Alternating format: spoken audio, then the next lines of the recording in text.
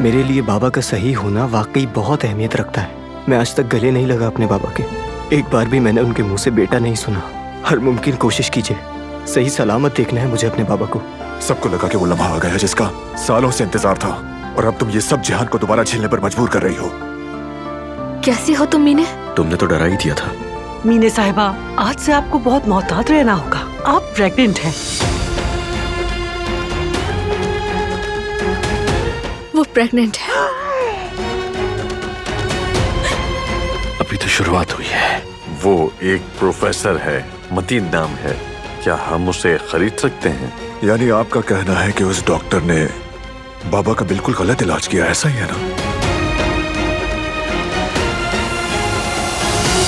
वो कहानियाँ अधूरी जो न हो सके कि पूरी, उन्हें मैं भी क्यों सुनाऊं, उन्हें तुम भी क्यों